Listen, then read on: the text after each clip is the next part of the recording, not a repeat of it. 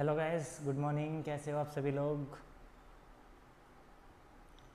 क्या मेरी आवाज़ आप तक पहुंच पा रही है? क्या हमारी वीडियो क्लियर है? If yes then I would love you people to comment down.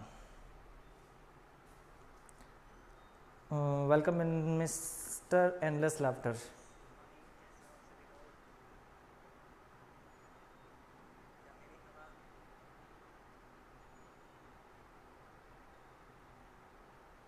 क्या आप लोग सुन पा रहे हैं भाई? अगर हाँ तो एक बार यस सर बोल दो।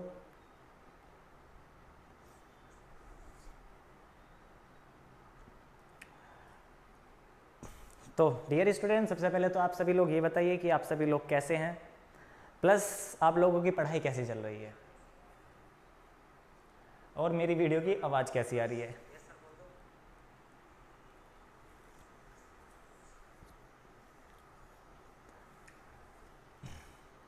तो डियर स्टूडेंट, सबसे पहले तो आप सभी लोग ये बताइए कि आप सभी लोग कैसे हैं, प्लस आप लोगों की पढ़ाई कैसी चल रही है। हाँ जी, पढ़ने में मज़ा आ रहा है।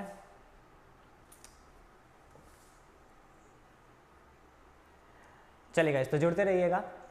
चलिए एक बार फिर सभी का स्वागत करता हूँ मैं आइल्स विद सेफिसर क्लासेस में। जैसा कि हम सभी लोग जानते हैं 9:30 बजते हैं और हम पढ़ने पढ़ाने की बहुत प्यार भरी भरी बातें करते हैं। तो आज सभी का फिर मैं आपका स्वागत करता हूँ आपकी इस आइल्स विद सेफिसर क्लासेस में। तो जैसा कि हम सभी लोग जानते हैं कि आज जो हमारा क्लास का टॉपिक रहने वाला है उसे हम जानते हैं कॉम्प्लेक्स सेंटेंसेस पार्ट 2 के नाम से। कॉम्प्लेक्स सेंटेंसेस पार्ट 2 के नाम से। जैसा कि आप सभी लोगों को पता होगा कि आपकी क्लास ऑलरेडी स्केड्यूल्ड हो चुकी थी। देखिए, जिस दिन भी आपकी लाइव क्लास होगी, प्लस एक तो आपको नोटिफिकेशन मिल जाएगी किसी भी जरिए, लाइक मेरे फेसबुक पेज से, वो भी आल्स विद सेफिसर के नाम से है, इंस्टाग्राम अकाउंट से, या फिर आपके यूट्यूब से, और व्हाट्सएप पे तो हम रहते ही ऑलवेज अवेलेबल है। तो गैस, अगर आपको जब भी if you want to know that live classes there, तो आपको वहाँ पर इन्फॉर्मेशन डेफिनेटली मिल जाएगी। आप सभी लोग जानते हैं कि 9:30 बजते हैं और हम पढ़ने पढ़ाने की इस दुनिया को, महफिल को सजाते हैं। ठीक है जी। चलिए, तो गाइस आज जो हमारा टॉपिक रहने वाला है एक बार फिर उसको डिस्कस कर लेते हैं, कॉम्प्लेक्स सेंटेंसेस पार्ट 2। इससे पहले हमने कॉम्प्लेक्स सेंटेंसेस के बारे में पहले भी पढ़ा है, कॉम्प्लेक्स सेंटेंसेस पार्ट 1 की वीडियो में, जहां हमने देखा था कि कॉम्प्लेक्स सेंटेंसेस बनते कैसे हैं, कॉम्प्लेक्स सेंटेंसेस होते कैसे हैं और कॉम्प्लेक्स सेंटेंसेस होते कौन कौन से हैं। तो उसके बाद जो हमारी कहानी पहुंची है वो आज कॉम्प्लेक्स सेंटेंसेस पार्ट 2 के नाम से पहुंची है, और आज जो हम डिस्कस करने वाले हैं उस चीज़ का नाम है रिलेटिव प्रोनाउन।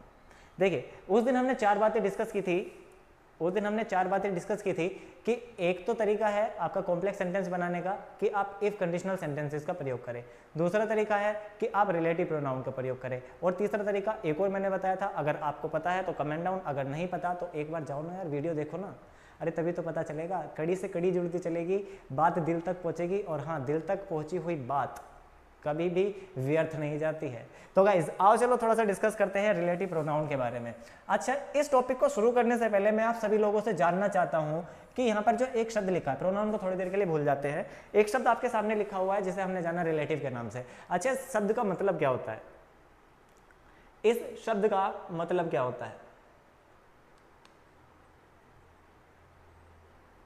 इस शब्द का मतलब क्या होता है? गाइज अपने इस क्लास में प्रेजेंट होने का प्रमाण दें।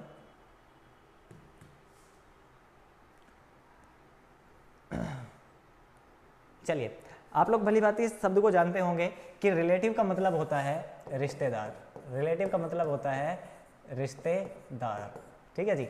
तो आपने एक कहावत तो सुनी होगी, एक जोक तो सुना होगा, अगर नहीं तो मैं सुना देता हूँ। मेरा एक बड़ा ही करीबी मेरा विद्यार्थी है, मित्र भी है, उसने मुझे एक जोक सुनाया कि सर जब 12th क्लास के पेपर हो जाते हैं तो बताओ क्या आता है।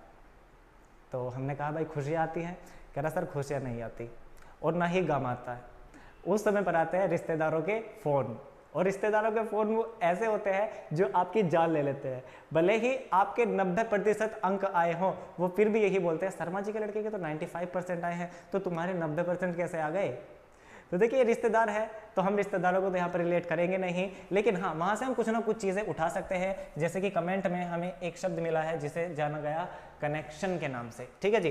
तो ये रिलेटिव शब्द जो होता है यहाँ पर किस चीज़ का काम करता है, रिलेट करने का काम करता है, या फिर मैं जान लूँ कि ये किसको क्या करने का काम करता है, कनेक्ट करने का काम करता है। तो कहने का मतलब ये हुआ कि कुछ ऐसे प्रोनाउन जो कनेक्ट करने का काम करते हैं उन्हें हम किस नाम से जानते हैं, रिलेटिव प्रोनाउन के नाम से जानते हैं। यहाँ तक बात कम समझ में आई। आओ जरा थोड़ा सा आगे लेकर के चलता हूँ मैं आपको। देखिए यहाँ पर मैंने आपके सामने एक सेंटेंस लिखा और मैंने कहा I know Afreen who is hard working, ठीक है जी। I know Afreen who is hard working. तो अगर मैं गौर से इसे देखने की कोशिश करूं तो आई सेंटेंस का क्या बन जाता है, सब्जेक्ट हो जाता है। नो सेंटेंस की क्या बन जाती है भाई, वर्ब हो जाती है। और ये जो आफरीन आया हुआ है ये क्या हो जाता है, हमारा ऑब्जेक्ट आया हुआ है, ठीक है जी। और एक बात को और हम बहुत अच्छी तरीके से जानते हैं कि वर्ब से पहले आने वाला जो केस होता है उसे हम सब्जेक्टिव केस के नाम से जानते हैं, और वर्ब के बाद जो आने वाला केस होता है उसको हम ऑब्जेक्टिव केस के नाम से जानते हैं।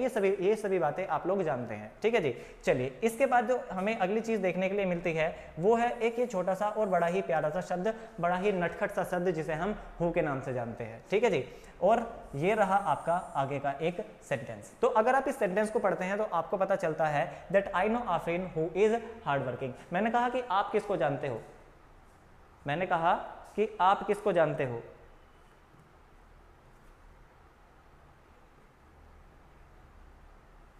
Wait a minute guys, there is some problem. एक मिनट रुकिएगा, बस एक मिनट रुको, अब भी 2 मिनट में ठीक करके देता हूँ।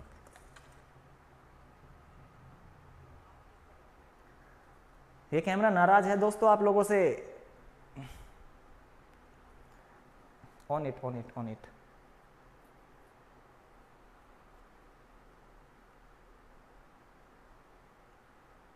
आई got it. No worries guys, अभी देखते हैं कि क्या प्रॉब्लम है कैमरे में, कैमरे को लेकर के अभी ठीक करते हैं इसको। 1 मिनट रुकेगा, बस 1 मिनट दो, लेट मी चेक आउट।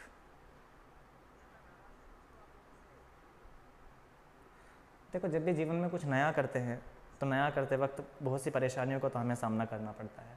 आज कैमरा हमारे साथ नहीं है, चलो देखते हैं इसको भी ठीक कर दें, बस अभी 2 मिनट दो। शायद ऐसा हो सकता है कि गाइज हमें एक बार दोबारा क्लास को चलाना पड़े। मैं एक बार इसके सामने आ जाता हूँ, लेट मी चेक। क्या अभी क्लियर आ रहा है गाइज, क्या अभी क्लियर शो हो रहा है? अगर क्लियर शो हो रहा है तो एक बार यस सर बोल दो। हाँ it is clear now, good. Keep sir please यहीं पे रहने दीजिए प्लीज़। देखिए हमारी टीम है बहुत हार्ड वर्किंग काम कर रही है, और आप लोगों की सहमति और आपकी पढ़ाई में कोई बाधा नहीं आने देंगे। आपकी पढ़ाई में कोई बाधा नहीं आने देंगे, आप बेफिक्र रहो। बस आपका साथ चाहिए, हमें और कुछ नहीं चाहिए। अगर आप साथ हैं तो जीवन में हम कुछ भी कर सकते हैं।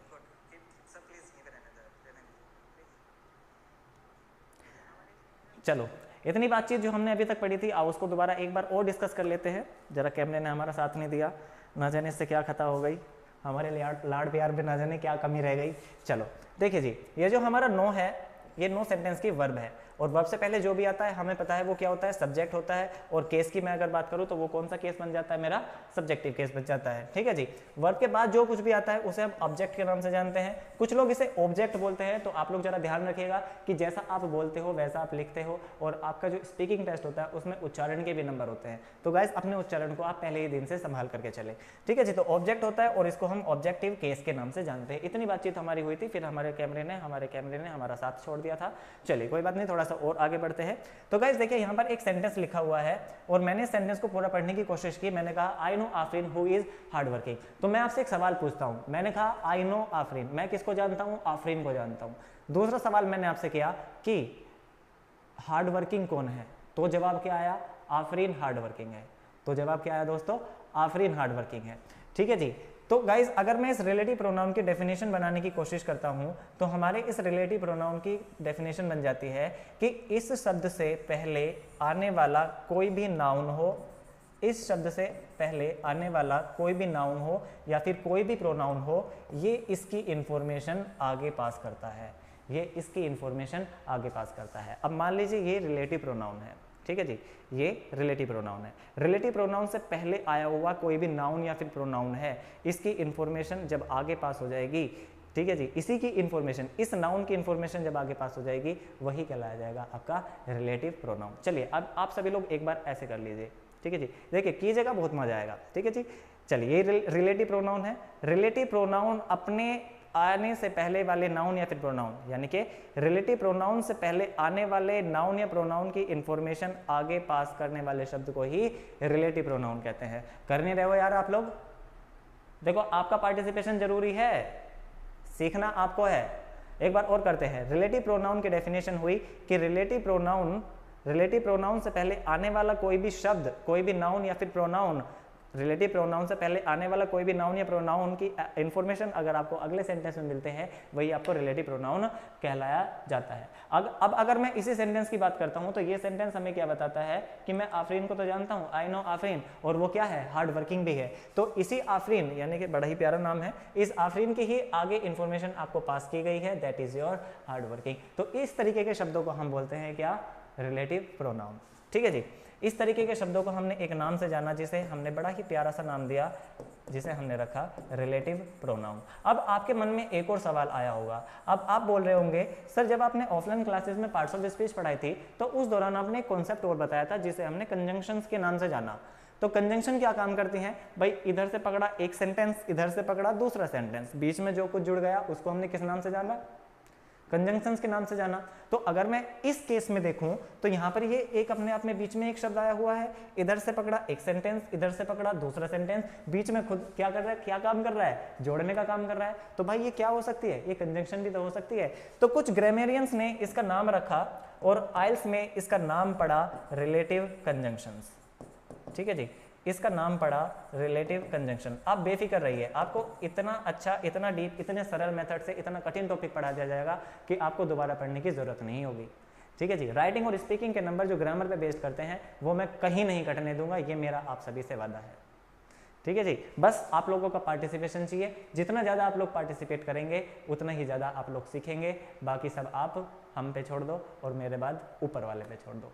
ठीक है जी, तो हम इसे रिलेटिव प्रोनाउन के नाम से भी जानते हैं और रिलेटिव कंजंक्शंस के नाम से भी जानते हैं। और हाँ दोस्तों, एक बात का और खास तौर पे ध्यान रखना कि ये जो आपका रिलेटिव प्रोनाउन होता है, ये जो हमारा रिलेटिव प्रोनाउन होता है, इससे पहले जो आने वाला नाउन या फिर प्रोनाउन होता है, इसको भी हमने एक नाम दिया और इसका जो नामकरण जब हुआ तो इसमें दोनों के बीच में लड़ाई हो गई, यानी कि क्या हो गया, एक्सीडेंट हो गया। तो एक्सीडेंट से ही हमने एक और शब्द निकाल लिया और इसको हमने एक नाम से जाना जिसको कहा एंटीसीडेंट। क्या कहा भाई, एंटीसीडेंट। तो इसको आप एक्सीडेंट से याद कर लेना। रिलेटिव प्रोनाउन से पहले आने वाला नाउन या फिर प्रोनाउन क्या कहलाया जाएगा, एक्सीडेंट नहीं।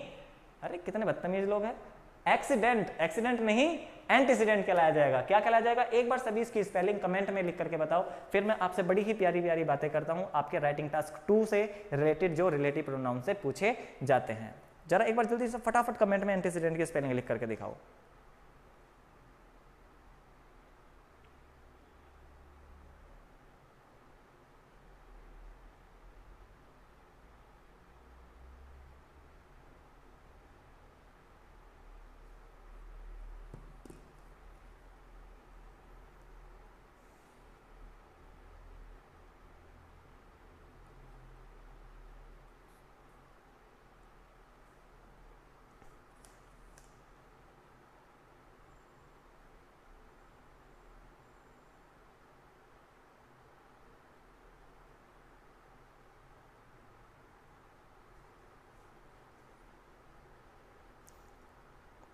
अंजलि गौर, स्पेलिंग गलत लिख रहे हो, भगवान माफ नहीं करेगा। रात को लक्ष्मी माता आएंगी तुम्हारे सपने में और आकर के वो तुम्हें, ज्ञान देव तो उनके पास होगा नहीं लेकिन त्रिशूल होगा, त्रिशूल से तुम्हें जगाएंगी।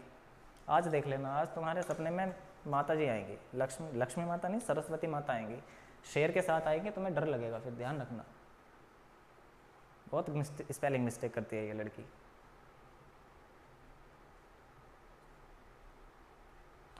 चलिए जी, तो आशा करता हूं कि आप सभी लोगों को ये चीज समझ में आ गई होगी। अगर समझ में आ गई है तो आओ आपको एक बड़े ही प्यारे से कॉन्सेप्ट पे लेकर के चलता हूं। ठीक है जी, अब देखिए, जब रिलेटिव प्रोनाउन की बातचीत आई तो रिलेटिव प्रोनाउन की यहाँ पर कैटेगराइजेशन भी हुई। तो एक व्यक्ति ने कहा कि भाई रिलेटिव प्रोनाउन को हम 4 हिस्सों में बांट देते हैं। 4 हिस्सों में किस प्रकार बांट देते हैं, आओ जरा देख लेते हैं। पहला तो उसने बताया कि भाई हम इसका नाम रखते हैं हु के बाद दूसरा नाम रखा गया होम, तीसरे नाम रखा गया विच और चौथा नाम उसका रखा गया दैट। इसके अलावा भी होता है, अगर समय रहा तो हम जरूर उसको भी डिस्कस करेंगे, लेकिन जो मेन आपके रिलेटिव प्रोनाउंस होते हैं, जो रिलेटिव कंजंक्शंस मेन होती हैं, जो आपके IELTS में हद से ज़्यादा पूछी भी जाती हैं, वो ये 4 ही होती हैं, वो ये 4 ही होती है। क्या अभी भी ब्लर है भाई? Is it blur again?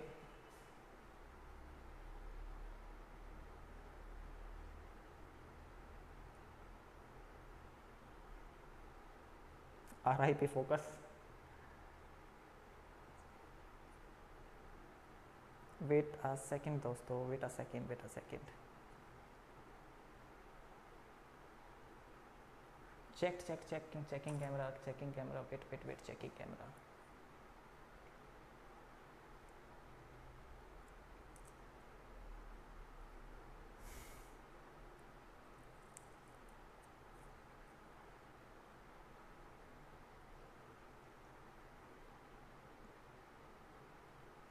Is it clear now?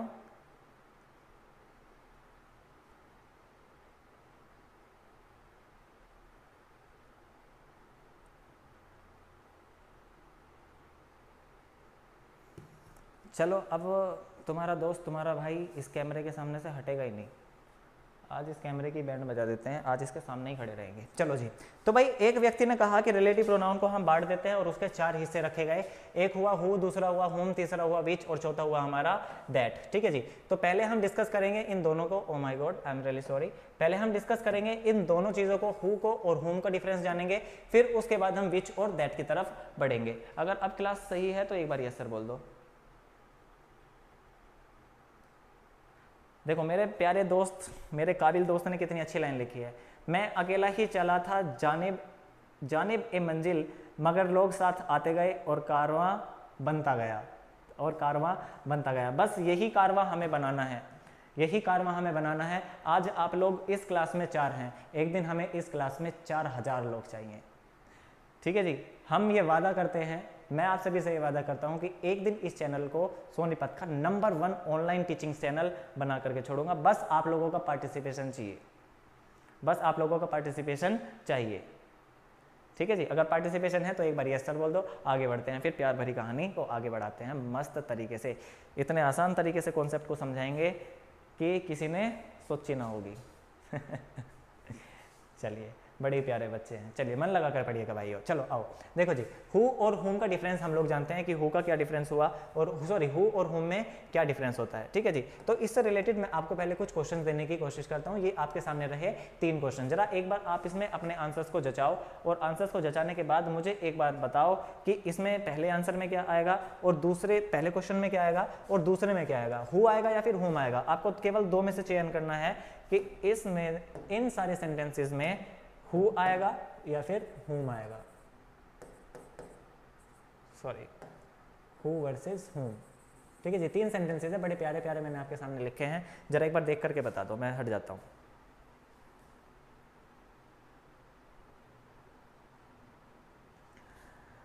Never dark net आइटो। मानव एक अध्यापक अपने विद्यार्थियों को कभी नहीं भूलता है, चाहे वो शिखर पे क्यों ना पहुंच जाए।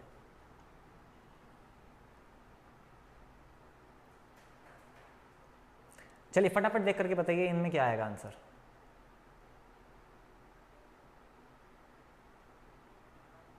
एक अध्यापक अपने विद्यार्थियों को कभी नहीं भूलता, चाहे वो शिखर पे क्यों ना पहुंच जाए।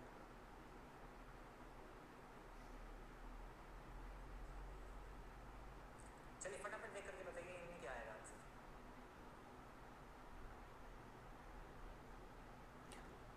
ऐसे लिख करके बताइए कि भाई देखो फर्स्ट में हु आएगा या फिर हुम आएगा, जो भी आएगा। ठीक है जी, फिर दूसरे सेंटेंस में आपका हु आएगा या फिर हुम आएगा। इस तरीके से लिख करके बताओ, बड़े प्यार से अच्छी तरीके से लिख करके बताओ।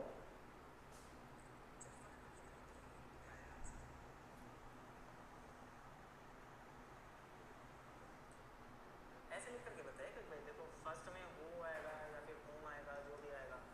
ठीक है जी, फिर दूसरे सेंटेंस में आपका हु आएगा या फिर हुम आएगा। इस तरीके से लिख करके बताओ, बड़े प्यार से अच्छे तरीके से लिख करके बताओ।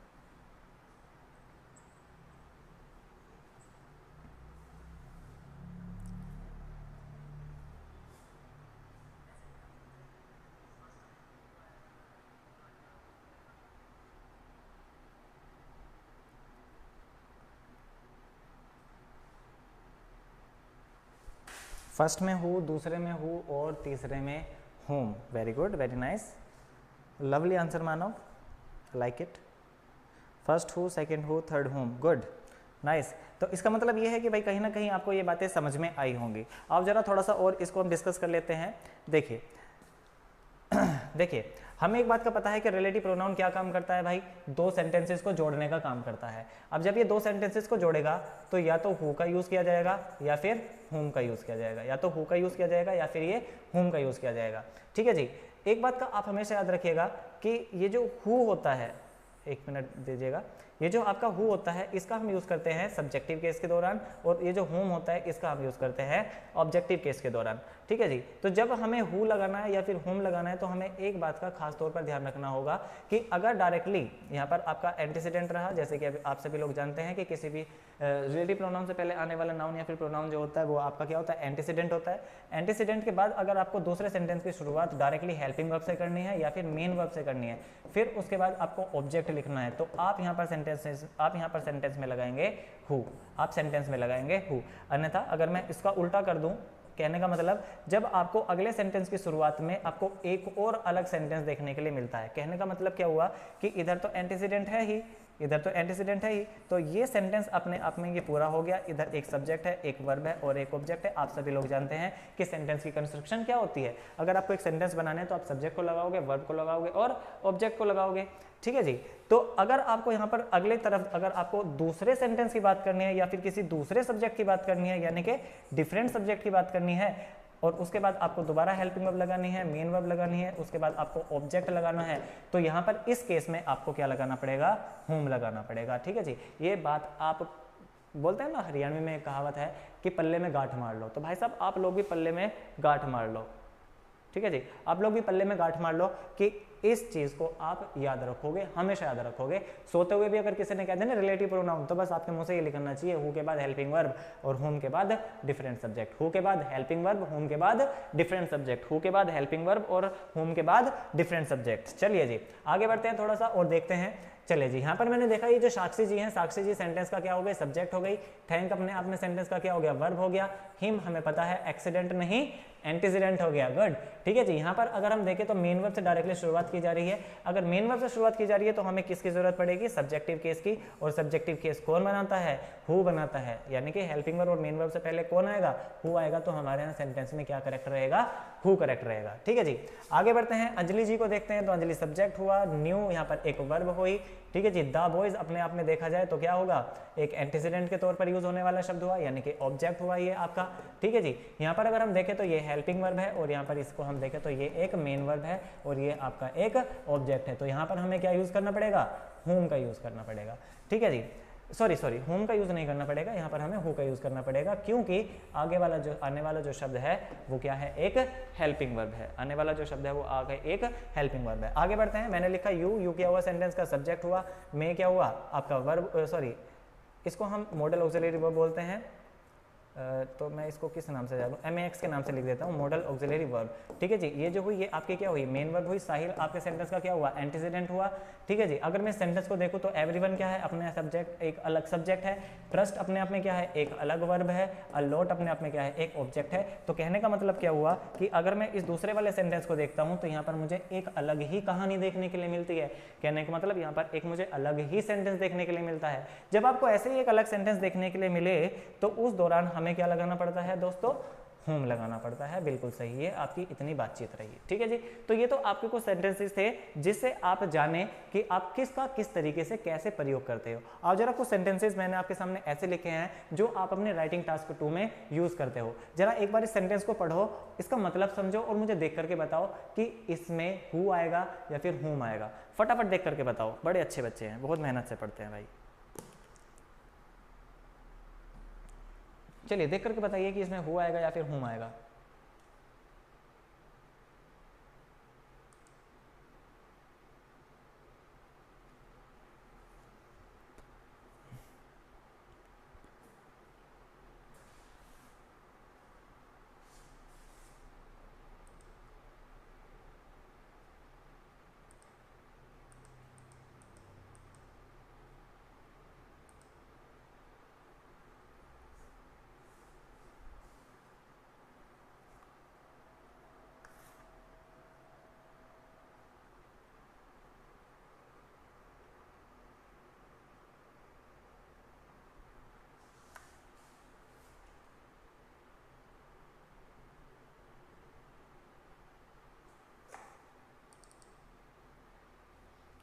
हु और हु। अच्छा, 3 कमेंट हमारे सामने आ चुके हैं और तीनों में हमें एक ही जवाब मिलता है, that is the use of who. चलिए जी, अच्छा हु कैसे आया, आओ जरा एक बार इस पे एनालाइजेशन कर लेते हैं। चलो पूरा सेंटेंस तो पढ़ना ठीक रहेगा। In a survey it was found that the boys अपने आप में यहाँ पर क्या हुआ, एंटीसीडेंट हो गया। इट वॉज फाउंड दैट की यानी कि ये पाया गया कि डैश हु वर ओबीज। तो हमें क्या देखना है यहाँ पर, देखना है कि मेरी जो अगली आने वाली शुरुआत है वो हेल्पिंग वर्ब से है या फिर मेन वर्ब से है या फिर डिफरेंट सब्जेक्ट से है। अगर हेल्पिंग वर्ब से है या फिर मेन वर्ब से है तो इस केस में इस दौरान मुझे क्या यूज करना पड़ेगा, हु का यूज करना पड़ेगा। चलिए, very nice, good, perfect, you are amazing guys. चलिए इस सेंटेंस को आप एक बार जरा देखिए, अब देख करके इसमें बताइए हु आएगा या फिर हुम आएगा।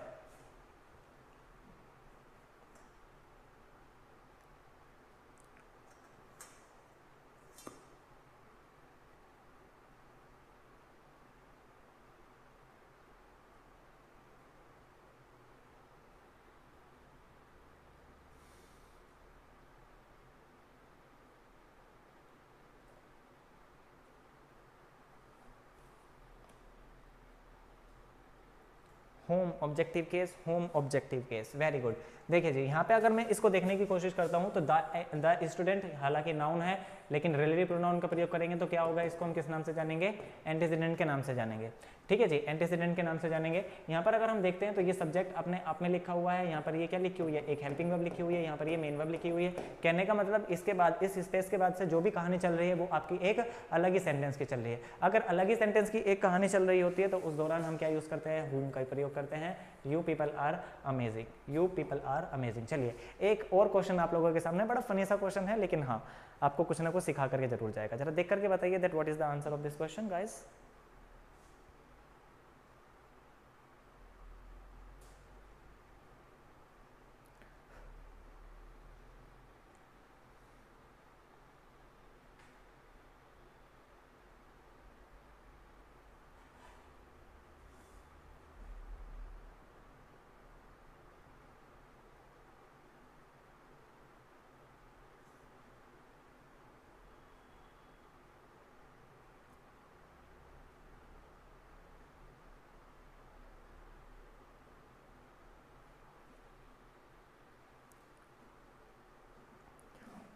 गुड। इसमें आपने हु बताया, कैसे बताया, देखिए मैंने लिखा IELTS एस्पिरेंट्स, यानी कि जो विद्यार्थी IELTS की तैयारी कर रहे हैं, डैश आर को मैं देखूँ तो हेल्पिंग वर्ब हुआ, नोट को देखूँ तो ये इसको क्वालिफाई करने वाला शब्द हुआ, और इसको देखो तो वर्ब की फर्स्ट फॉर्म में क्या लगेगी, ING, यानी कि मेन वर्ब। ठीक है जी, फिर उसके बाद आपका एक अलग ही सेंटेंस शुरुआत हुआ। लेकिन हमें यहाँ पर देखना है कि ये एस्पिरेंट है, एंटीसीडेंट है, एंटीसीडेंट के बाद जो स्पेस है उसके बाद क्या है, हेल्पिंग वर्ब है, तो इसको क्या चाहिए, सब्जेक्ट चाहिए, और सब्जेक्टिव केस के लिए हम किसका यूज करते हैं, हु का प्रयोग करते हैं। आशा करता हूं कि ये बात आपको इतनी समझ में आई होगी और आज के बाद आने वाले जितने भी सेंटेंसेस रिलेटिव प्रोनाउन से रिलेटेड है आप उनका अच्छी तरीके से प्रयोग करोगे। चलिए मैं यहाँ पर इस सेंटेंस में एक छोटी सी कॉम्प्लेक्सिटी बढ़ाने जा रहा हूँ और जरा उसके बाद आप लोग मुझे जरा देख करके बताइए दैट व्हाट, ठीक है जी, then what will be the answer. मैं थोड़ी सी छेड़खानी, थोड़ी सी शैतानी इसके साथ करता हूँ। चलिए मान लीजिए यहाँ पर ये एस्पिरेंट्स नहीं लिखा हुआ, यहाँ पर ये लिखा हुआ है एस्पिरेंट, यहाँ पर ये लिखा हुआ है एस्पिरेंट। तो अब आप क्या चेंजेस करोगे इस सेंटेंस में, जरा आप लोग देख करके बताइए। अब इस सेंटेंस में आप लोग क्या चेंजेस करोगे,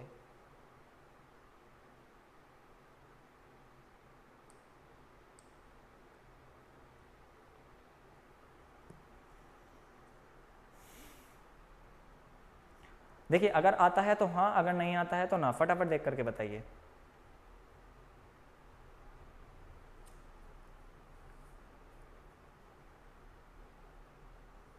Who is, very good, good Manav, good, very nice, perfect. This is the brilliant example and this is the brilliant answer of from the bright student। देखिए जैसे कि हम लोगों ने अभी सीखा था कि रिलेटिव प्रोनाउन क्या होता है, अपने आने से पहले नाउन या फिर प्रोनाउन की इंफॉर्मेशन आगे पास करता है। ठीक है जी, आने वाली नाउन की इंफॉर्मेशन आगे पास करता है। तो ये जो आगे पास करेगा, तो जब ये पास करेगा तो इस चीज का भी तो ध्यान रखेगा कि अगर इससे पहले आने वाला एंटीसीडेंट अगर सिंगुलर है तो आने वाली जो इसके बाद वर्ब होगी वो भी कैसी होगी, सिंगुलर होगी। तो यहाँ पर हम आर का प्रयोग हटा करके फिर किसका प्रयोग करेंगे, इसका प्रयोग करेंगे अगर एस्पिरेंट है। ठीक है जी। आप सभी लोग जानते हैं कि अगर आप किसी भी नाउन में एस और ईएस को लगा दें तो वो क्या बन जाता है, प्लूरल बन जाता है। अगर आप किसी भी वर्ब में एस और ईएस लगा दें तो वो क्या बन जाती है, सिंगुलर बन जाती है। ठीक है जी, इस बात का आप हमेशा ध्यान रखना। अगर ये चीज़ अभी भी आपकी क्लियर नहीं है तो आप कमेंट कर सकते हैं, मैं इसके ऊपर वर्ब्स के ऊपर एक सेपरेट वीडियो आपके लिए बना करके डाल सकता हूँ। Anjali Kaur, very nice, perfect, I lovely, like it, good, keep it up guys, you people are amazing. चलिए अगला यूज हम देखते हैं जरा, एक और सेंटेंस का, एक और शब्द का, जिसे हम जानते हैं विच के नाम से। ठीक है जी, एक व्यक्ति आया और एक व्यक्ति आने के बाद एक विद्यार्थी से सवाल पूछता है और उसने कहा that which is our, sorry, उसने एक सेंटेंस बोला और उसने कहा who is our national bird, who is our national bird. जरा आप लोग जरा इसका आंसर बताएंगे, कुछ लोगों को इसका आंसर पता भी होगा क्या होगा। देखिए, हालांकि जब आपसे ये सवाल पूछा जाता है that who is our national bird तो हमारे मन से एकदम जवाब निकलता है दैट व्हाट इज पीकॉक। ठीक है जी, देखिए घर घर की कहानी है, हर एक व्यक्ति इसका जवाब और कुछ नहीं सोचेगा, वो केवल क्या देखेगा, इस चीज़ को देखेगा। लेकिन गाइज मैं आप लोगों से एक बात हमेशा कहता हुआ आ रहा हूँ कि आपका जो IELTS का एग्ज़ाम है, IELTS का एग्ज़ाम है वो आपका इंग्लिश लैंग्वेज टेस्ट है, वो आपका इंग्लिश लैंग्वेज टेस्ट है, ना कि वो आपका जनरल नॉलेज टेस्ट है। मैंने आपसे सवाल पूछा who is our national bird, आप जवाब दे रहे हो पिकॉक, आप जवाब दे रहे हो पिकॉक। अरे यार इस सेंटेंस में एरर देखो ना कि इस सेंटेंस में एरर क्या है, वरना आपके पिकॉक उड़ जाएंगे, कबूतर उड़ जाएंगे। भाई अगर ये एक नेशनल बर्ड है, नेशनल बर्ड है तो नेशनल बर्ड होने के नाते हम यहाँ पर हु का प्रयोग करेंगे या किसी दूसरे शब्द का प्रयोग करेंगे। देखो जी, अब ये जो रहा आपका हु और ये जो रहा हमारा होम, इन दोनों का प्रयोग हम कहाँ करते हैं, इसका सब्जेक्टिव केस में करते हैं, इसका ऑब्जेक्टिव केस में करते हैं, लेकिन इनका प्रयोग हम करते हैं केवल किसके साथ, पर्सन के साथ, या फिर मैं ऐसा कहूँ दूसरे शब्दों में कहूँ किसके साथ, लिविंग नाउन्स के साथ। इसका प्रयोग हम करते हैं लिविंग नाउन्स के साथ, इसका आप हमेशा ध्यान रखिएगा। हु वर्सेस होम का प्रयोग हम करते हैं लिविंग नाउन्स के साथ। ठीक है जी, अब ये जो बच्चा हमारा छोटा सा शब्द जिसको हमने विच के नाम से जाना, इसको हम यूज करते हैं किसके साथ जी, नॉन लिविंग नाउन के साथ। किसके साथ यूज करेंगे इसका हम, नॉन लिविंग नाउन के साथ। ठीक है जी, तो हमारी जो अंग्रेजी होती है, हमारी जो अंग्रेजी होती है केवल जो ही और शी और ये जितने भी पर्सनल प्रोनाउंस है जो आप लोग अच्छी तरीके से भली बाती जानते भी हैं, केवल उन्हीं को केवल उनमें से जो कैटेगरी है केवल उसी को वो क्या मानती है, लिविंग मानती है, अन्यथा उसके लिए सभी लोग क्या हो जाते हैं, नॉन लिविंग हो जाते हैं। ठीक है जी, तो नॉन लिविंग से रिलेटेड भी हमने क्लास पढ़ाई है, आप लोगों को अच्छी तरीके से आती होगी, अगर नहीं तो वीडियो पड़ी हुई है आप उसको देख सकते हैं। ठीक है जी, तो ये जो आपका बर्ड रहा या फिर ये जो हमारा बर्ड रहा या फिर जितने भी एनिमल रहे ये किस में आ जाते हैं, नॉन लिविंग में आ जाते हैं। तो यहाँ पर हमारा हु का आंसर ना करके किसका आंसर आ जाएगा हमारा, सॉरी हु की जगह हमें क्या लगाना पड़ेगा, विच लगाना पड़ेगा। हु की जगह हमें क्या लगाना पड़ेगा, विच लगाना पड़ेगा। आशा करता हूँ कि इतनी बातचीत आप लोगों को क्लियर हुई होगी। अगर क्लियर हुई होगी तो एक बार बड़े प्यार से यस सर बोलो, फिर हम थोड़ा सा आगे लेकर के चलते हैं आपको।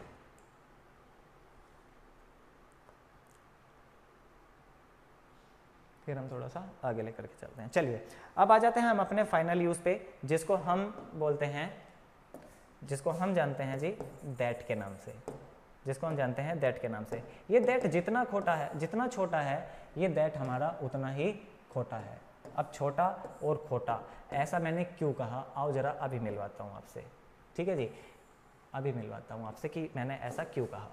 देखो जी, जब आप इस दैट को पढ़ते हो, जब आप इस दैट को पढ़ते हो, जब आप इस दैट को पढ़ते हो भाइयों, तो ये हु होम की भी जगह ले लेता है, ये कभी ना कभी विच की जगह भी ले लेता है।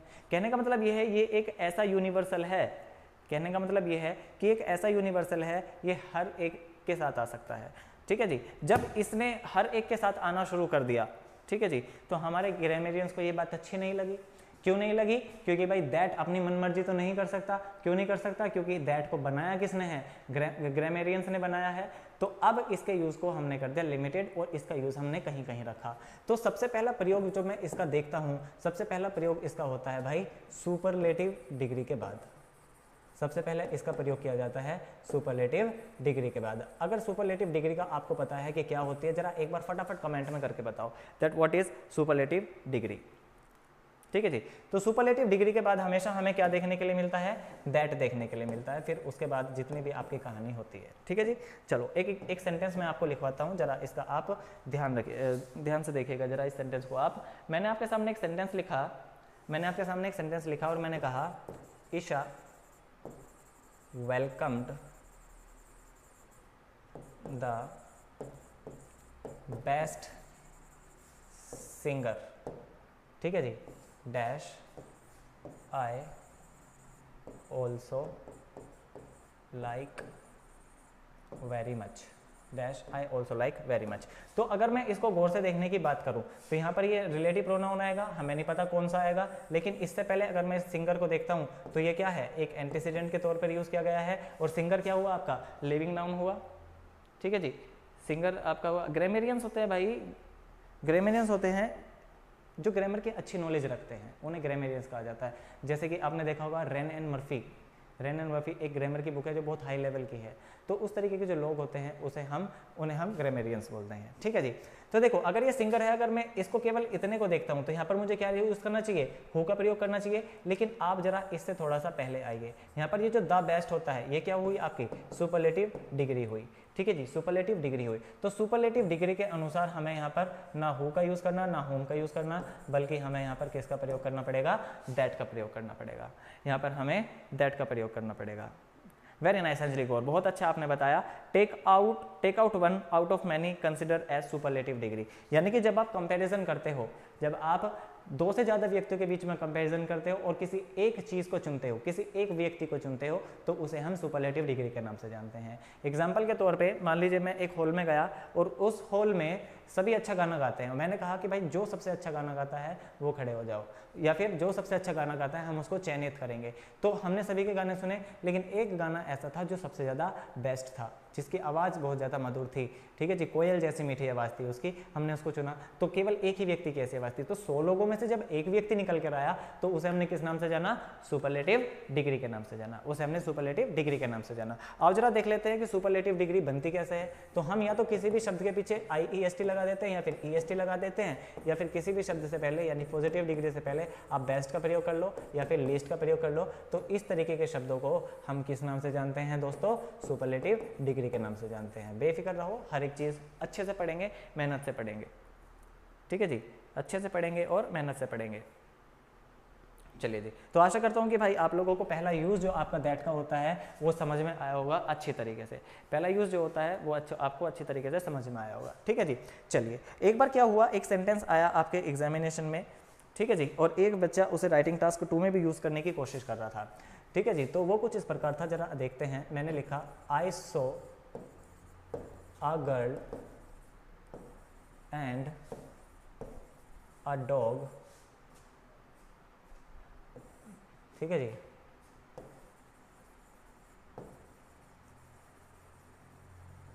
Droning in the pond. ठीक है जी। अब जरा यहाँ पर मुझे देख करके बताओ कि यहाँ पर हु का यूज़ करोगे या फिर हुम का यूज़ करोगे।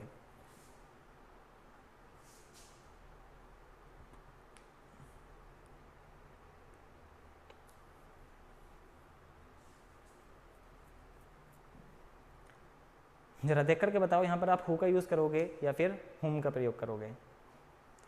ये आपका भाई सेकंड यूसेज हो जाता है।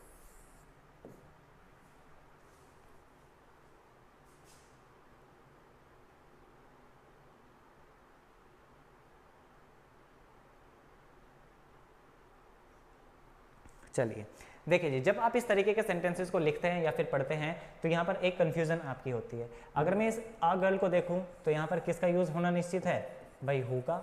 अगर मैं इस डॉग को देखता हूँ तो आप अभी भी तो पढ़कर आए हैं कि डॉग क्या होता है, नॉन लिविंग नाउन होता है, तो यहाँ पर क्या आना चाहिए, होम का आना चाहिए। अगर हम हु और होम के बीच में से किसी एक को चयन करेंगे तो दोनों के बीच में बहुत भयंकर लड़ाई हो जाएगी। अगर लड़ाई हो जाएगी तो भाई आपको पता है ना हु रहेगा ना होम रहेगा, धोबी का कुत्ता ना घर का रहेगा और ना ही घाट का रहेगा। तो ऐसे केस में हमने क्या कहा, इन्हें बड़े प्यार से सहलाया और हमने कहा कि भाई ना तो आप हु आएगा यहाँ पर ना ही यहाँ पर होम आएगा। कहने का मतलब क्या हुआ, जब एक सेंटेंस में दो आपके अलग अलग एंटीसीडेंट आ जाएं, जब एक सेंटेंस में दो अलग अलग एंटीसीडेंट आ जाएं तो उन्हें शांत करने के लिए हम किसका प्रयोग करते हैं, दैट का प्रयोग करते हैं। उन्हें शांत करने के लिए हम किसका प्रयोग करते हैं, दैट का प्रयोग करते हैं। तो यहाँ पर ना तो हु आएगा, ना फिर यहाँ पर हुम आएगा, यहाँ पर केवल क्या आएगा, दैट आएगा। ना तो हम यहाँ पर हु का प्रयोग करेंगे, ना हुम का प्रयोग करेंगे, यहाँ पर दैट का प्रयोग होगा। ओ आफरीन खान, आपने हु का प्रयोग तो किया, लेकिन आपने हु के बाद जो दूसरा शब्द लिखा था अ डॉग, जो नॉन लिविंग नाउन था, आपने उसको नहीं देखा। चलिए, आपके इस एफर्ट की सराहना है। आशा करते हैं कि आपको हम ये कॉन्सेप्ट अच्छी तरीके से समझ पाए होंगे। देखिए क्या इत्तेफाक है, आज ही हमने अपने सेंटेंस में आफरीन शब्द का प्रयोग किया और हमें यहाँ पर आफरीन देखने के लिए मिला। आफरीन आफरीन। चलिए जी, आइए तीसरे सेंटेंस की ओर बढ़ते हैं। चलिए तीसरे सेंटेंसेस की ओर बढ़ते हैं, यानी कि तीसरे यूसेज की ओर बढ़ते हैं। चलिए देखिए गाइस, जब हम ऑफलाइन क्लासेस में जाते हैं तो अक्सर ये चीज़ देखने के लिए मिलती है कि बहुत से बच्चे लेट आते हैं। ठीक है जी, अब मान लो मैं उन बच्चों के बाद आया हूँ क्लास में, कहने का मतलब जो लेट कमर्स हैं वो तो आए हैं, मैं उनके भी बाद आया हूँ। ठीक है जी, तो अब मैं उनसे पूछ रहा हूँ भाई वो कौन सा विद्यार्थी है जो क्लास में लेट आया है। तो इसे मैं किस तरीके से बोलता हूँ, मैं इस तरीके से बोलता हूँ इसको, that who is the student who came late. Who is the student who came late. अगर हम इस सेंटेंस को देखें तो जाहिर सी बात है ये सेंटेंस हमें देखने में, सुनने में, समझने में तो आ जाता है। देखिए लैंग्वेज क्या होती है, जो बात अपने दूसरे के व्यक्ति के सामने समझा दो आप, वो लैंग्वेज होती है, दैट इज ऑल करेक्ट। लेकिन जो आपकी IELTS एग्जामिनेशन है वो आपका थोड़ा सा ग्रामर के ऊपर भी बेस्ड होता है, यानी कि ग्रामेटिकल बेस्ड है, तो यहाँ पर हमें थोड़ा सा डीप जाना पड़ेगा। ठीक है जी, हमारे जो प्रोनाउंस होते हैं वो बोलते हैं कि भाई आप सेंटेंस में, या फिर हमारी जो आइल्स है वो बोलती है कि आप सेंटेंस में या फिर पूरे ऐसे में एक शब्द का रिपीटेशन ना करो। तो जब यहाँ पर ये देखा गया कि इधर भी हु आ रहा है और इधर भी हु आ रहा है, जब यहाँ पर देखा गया कि इधर भी हु आ रहा है तो और इधर भी हु आ रहा है, तो हमने इन दोनों की लड़ाई ना हो इसलिए क्या कहा, इस वाले हु को यहाँ से हटा दिया और इसकी जगह हमने यहाँ पर दैट को लगा दिया। इसकी जगह यहाँ पर हमने दैट को लगा दिया। और जरा थोड़ा सा आपको और अच्छे लेवल से इस चीज़ को समझाने की मैं कोशिश करता हूँ। देखो जी, अगर मैं इस वाले हु की बात करता हूँ तो ये क्या काम कर रहा है, ये इधर से इस सेंटेंस को जोड़ रहा है और इसकी इंफॉर्मेशन आगे प्रोवाइड कर रहा है। तो ऐसे शब्दों को हमें पता है क्या बोलते हैं, रिलेटिव प्रोनाउन बोलते हैं भाई, रिलेटिव प्रोनाउन बोलते हैं। Who is the student that came late, good, very nice, good, मानो, परफेक्ट। ठीक है जी, अगर मैं इस शब्द को देखता हूं तो ये क्या बोल रहा है, हु इज द स्टूडेंट, यानी कि ये क्या काम कर रहा है, एक क्वेश्चन वर्ड का काम कर रहा है। तो इस तरीके के शब्दों को हम किस नाम से जानते हैं, इस तरीके के शब्दों को हम बोलते हैं इंटेरोगेटिव प्रोनाउन, यानी कि वो प्रोनाउन जो आपके किस काम आते हैं, सवाल पूछने के काम आते हैं, उन्हें हम इंटेरोगेटिव प्रोनाउंस के नाम से जानते हैं। अब देखिए यही प्रोनाउन यहाँ पर है और यही प्रोनाउन यहाँ पर है, बस यही तो खूबसूरती है आपकी अंग्रेजी की। देखो एक हु यहाँ पर आया हुआ है, एक हु यहाँ पर आया हुआ है और दोनों ही अलग अलग है। इधर पढ़ोगे तो इंटेरोगेटिव प्रोनाउन, इधर पढ़ोगे तो रिलेटिव प्रोनाउन, लेकिन रिपीटेशन को हमें रोकना है तो इसलिए हमें यहाँ पर हु का प्रयोग ना करके किसका प्रयोग करना पड़ेगा भाई, दैट का प्रयोग करना पड़ेगा। Who is the student that came late. चलिए इतनी बात अगर क्लियर हुई हो तो आप जरा आपको आखिरी यूसेज से मिला देता हूं एक बार, और आपका जो आखिरी यूसेज है और फोर्थ जो यूसेज है उसे हम बोलते हैं स्पेसिफिक सेंस, उसे हम बोलते हैं स्पेसिफिक सेंस। जैसे कि एक सेंटेंस आपने बचपन से पढ़ा होगा, that all dash glitters are not gold. Who आएगा, हुम आएगा या फिर विच आएगा, जरा देख लो इसको एक बार। और दूसरा सेंटेंस में लिखता हूं, दिस is the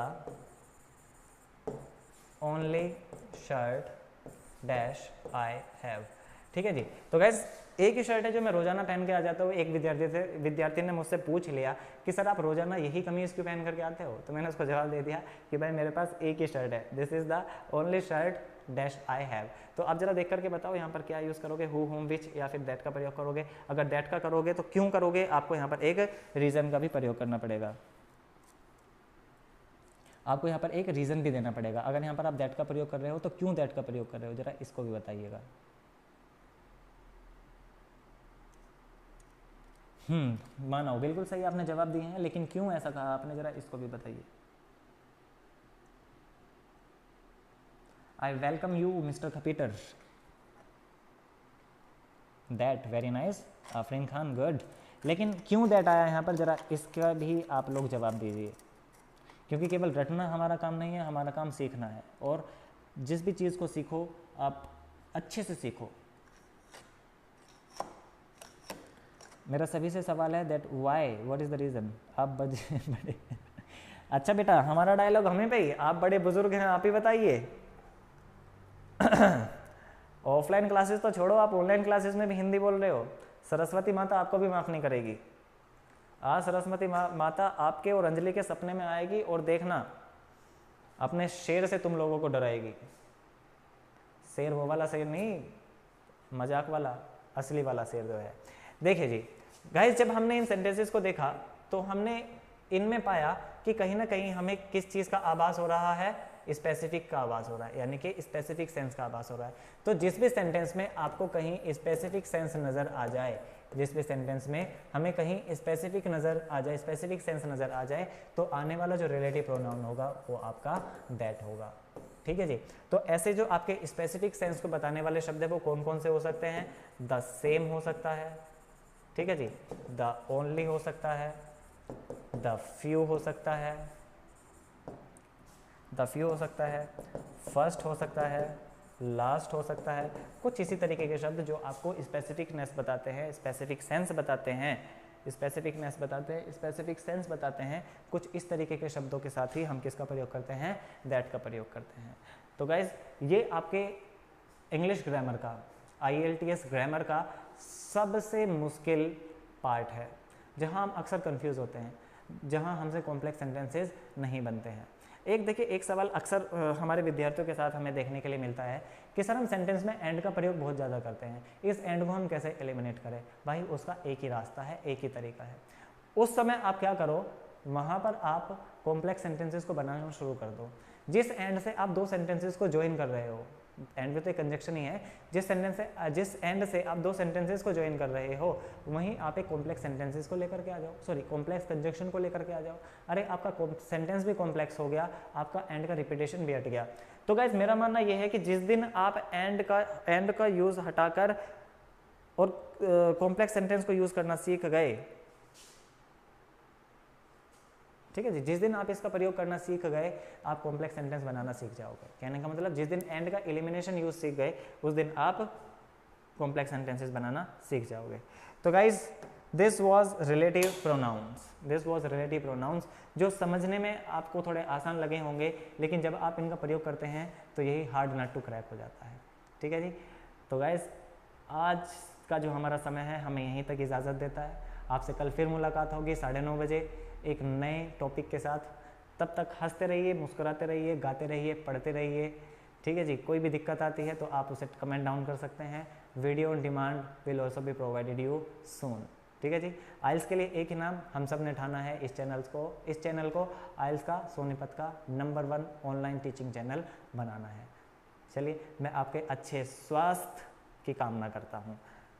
ठीक है जी। So good night guys, thank you so much, have a great time.